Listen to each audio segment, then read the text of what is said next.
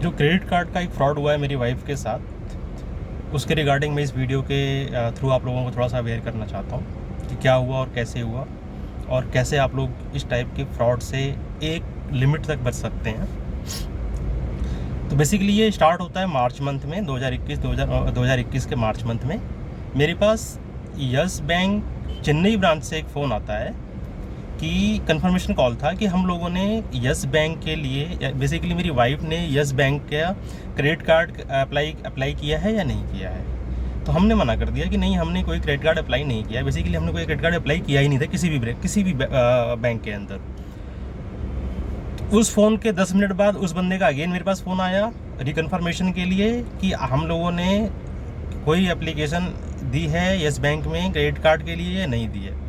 तो मैंने उसको फिर से मना कर दिया कि नहीं, हमने कोई क्रेडिट कार्ड की एप्लीकेशन नहीं दी है, किसी भी बैंक में दी है। इनफैक्ट ये सेंट्रलाइज ब्रांच थी जहाँ से फ़ोन आ रहा था। आप लोगों के पास भी, आप लोगों को अगर आप क्रेडिट कार्ड यूज़ करते होंगे तो आप लोगों को याद होना चाहिए कि चेन्नई से जनरली टेलीफोनिक कंफर्मेशन आती है स्टार्टिंग में क्रेडिट कार्ड इशू करने से पहले। तो ये जो फ़ोन आया था मेरे पास, ये भी चेन्नई से ही आया था। तो इस बंदे ने 2 बार कंफर्म किया और दोनों बार हमने इसको मना कर दिया कि हमने कोई क्रेडिट कार्ड की एप्लीकेशन नहीं दी है यस बैंक के अंदर।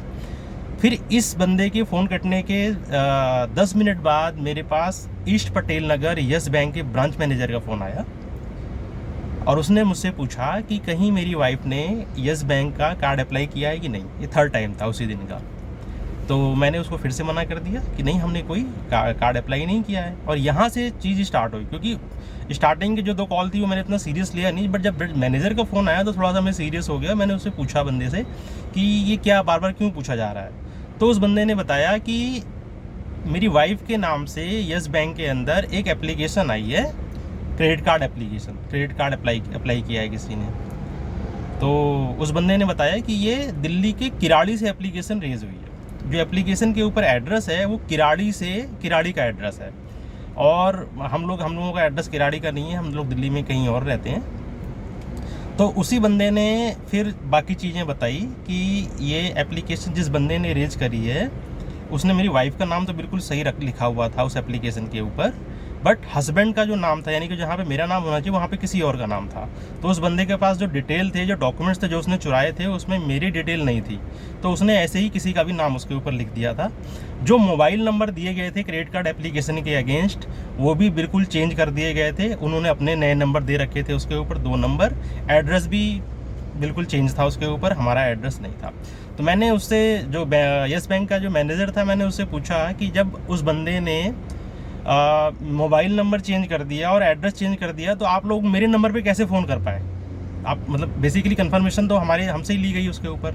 तो ये उस बंदे ने बताया, जतिन नाम था उसका, जतिन ने बताया कि वो लोग सिबिल रिकॉर्ड के ऊपर गए और जो सबसे ओल्डेस्ट नंबर था वहाँ पे रिकॉर्डेड और जो कंटिन्यूड था उस फ़ोन पे, उस नंबर के ऊपर उन्होंने फ़ोन किया कंफर्मेशन के लिए।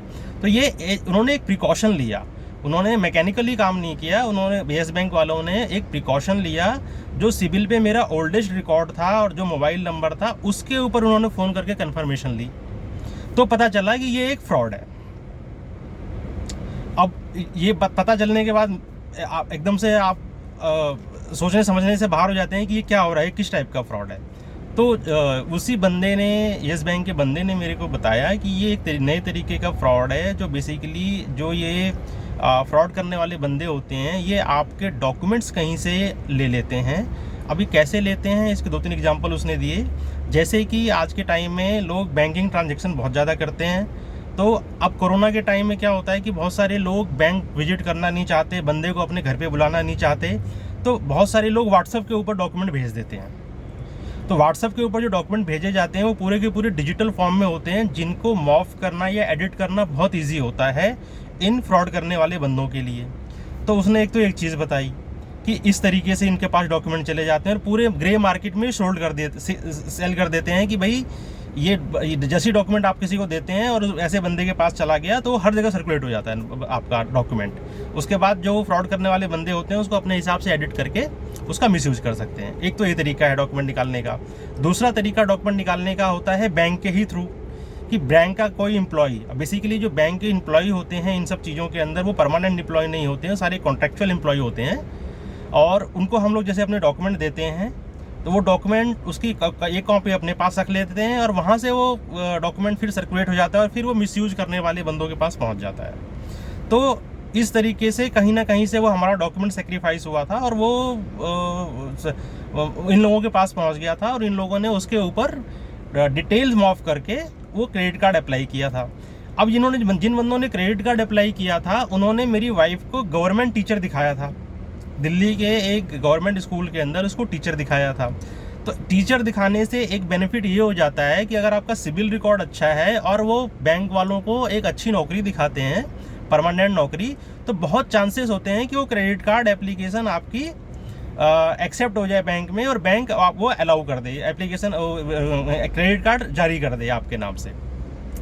तो जतिन जो येस बैंक का मैनेजर था उन्होंने बहुत अच्छा काम किया। उन्होंने वो मेरे को मेरा डिटेल निकाल ली और मेरे को सही तरीके से गाइड करके और वो एप्लीकेशन उन्होंने रिजेक्ट कर दी। फिर उस बंदे ने बोला कि ठीक है, हम एक इंटरनल इंक्वायरी करेंगे कि किन बंदों ने ये एप्लीकेशन पंच करी है। तो बेसिकली जो क्रेडिट कार्ड या लोन की एप्लीकेशन होती है वो कोई एम्प्लॉय पंच करता है बैंक के सिस्टम में और उसके साथ उसकी डिटेल जाती है, रेफरेंस नंबर जाता है। जतिन ने ही मेरे को बताया कि ये जो बंदे फ्रॉडस्टर होते हैं ये अकेले बैंक के साथ फ्रॉड नहीं करते। तो जब कोई बंदा आपके डॉक्यूमेंट को फॉर्ज करके एप्लीकेशन या क्रेडिट कार्ड अप्लाई कर रहा है तो किसी एक बैंक के अंदर अप्लाई नहीं करता, वो मल्टीपल बैंक्स के अंदर अप्लाई करता है। तो हो सकता है कि 4-6 बैंक में उसने एप्लीकेशन दी तो दो में रिजेक्ट हो गई और एक आध के अंदर आपकी एप्लीकेशन एक्सेप्ट भी हो जाए। तो उसने मेरे को उस टाइम बताया कि www.sibil.com एक साइट है, इसके ऊपर मेरे को जाके अपना एक मेंबरशिप ले लेनी चाहिए और इसके ऊपर मेरे को रेगुलर बेसिस के ऊपर जो मेरा सिबिल रिकॉर्ड है और जो मेरा क्या कहते हैं फाइनेंशियल ट्रांजैक्शन है उसके ऊपर ध्यान उसको देखना चाहिए कि उसके अंदर सब कुछ ठीक है या कुछ ऐसी सस्पिशियस एक्टिविटीज़ हो रही हैं जो नहीं होनी चाहिए।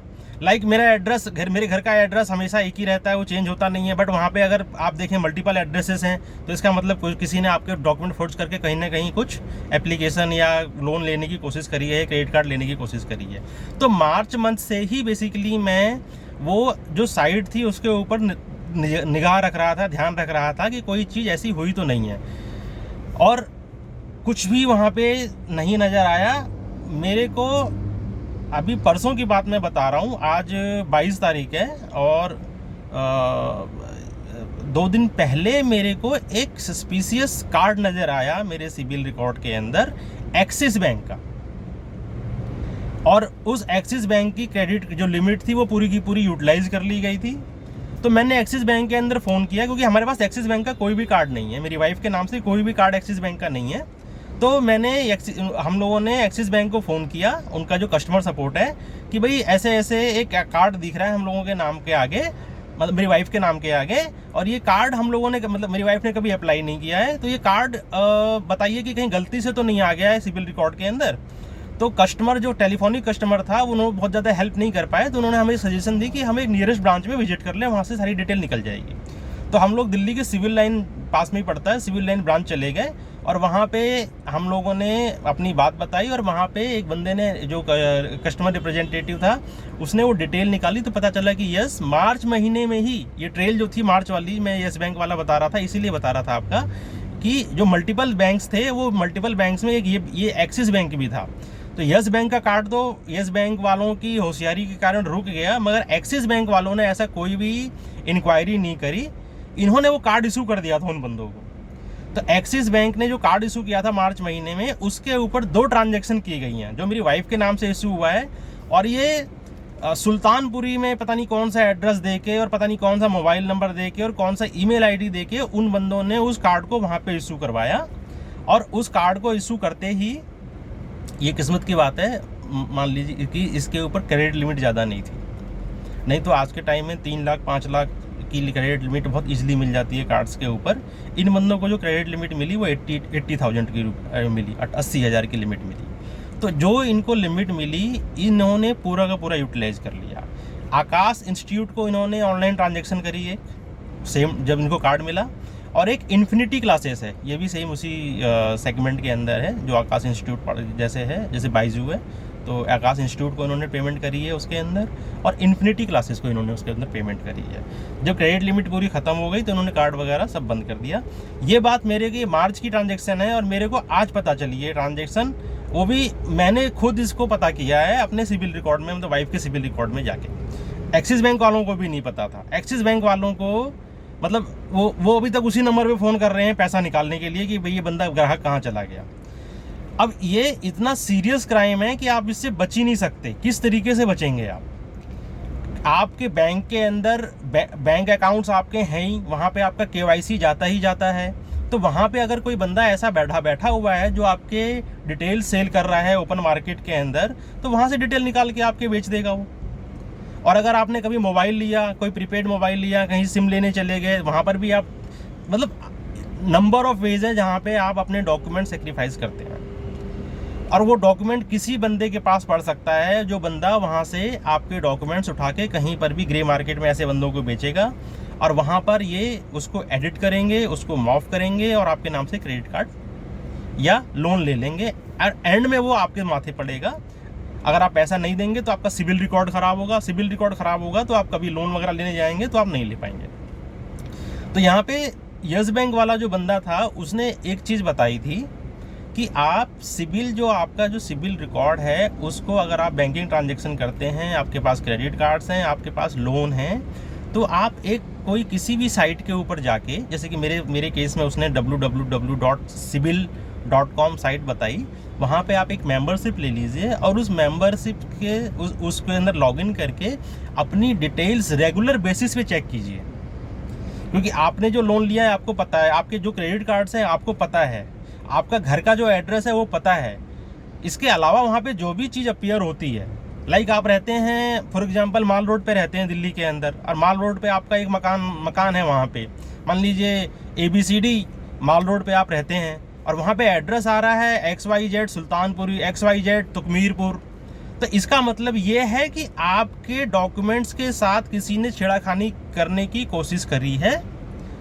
वो सक्सेसफुल हो भी सकता है और नहीं भी हो सकता है। अब फ़िलहाल इसके अंदर पुलिस कंप्लेंट वगैरह चल रही है, और आप जानते ही हैं हमारे यहाँ पे इंक्वायरी का सिस्टम क्या होता है। तो मैं भी उसी इंक्वायरी के थ्रू अपने आप को झेल रहा हूँ। और ये जस्ट वीडियो मैंने आप लोगों को अवेयर करने के लिए बनाई थी कि अपने डॉक्यूमेंट्स आप केयरलेसली किसी बंदे को मत दीजिए, और डॉक्यूमेंट्स दीजिए तो उसके ऊपर एक एंडोर्समेंट दे दीजिए कि आप डॉक्यूमेंट क्यों दे रहे हैं। हालांकि इससे कुछ बेनिफिट होगा नहीं, क्योंकि वो भी बहुत ईजिली एडिट हो जाता है। कोशिश कीजिए कि आप बैंक की ऑफिशियल ब्रांच में जाकर वहाँ पर अपनी ट्रांजैक्शन कीजिए, अपने डॉक्यूमेंट्स ऑफिशियल बंदे को दीजिए, हैंड ओवर कीजिए। व्हाट्सएप के ऊपर या किसी ईमेल आईडी के ऊपर अपने डॉक्यूमेंट शेयर मत कीजिए, नहीं तो आप बहुत ईजिली इस ट्रैप के अंदर फंस जाएंगे। और इस ट्रैप में फंसने के बाद फिर वही पुलिस के चक्कर लगाना होगा, साइबर सेल के चक्कर लगाना होगा, और वो बैंक वाला बंदा आपको परेशान करेगा। और वो हर बंदा नहीं कर पाता है। कई लोगों को तो पता भी नहीं है कि उनके नाम से क्या कितनी ट्रांजैक्शन हो चुकी हैं और कितने सारे फ्रॉड हो चुके हैं इस तरीके। तो बस इस वीडियो के थ्रू मैं आप लोगों को एक इन्फॉर्मेशन देना चाहता था कि क्या चल रहा है आज के टाइम में, किस तरीके से फ्रॉड हो रहे हैं, और एक लिमिट तक आप कैसे बच सकते हैं इन फ्रॉड से। बहुत धन्यवाद।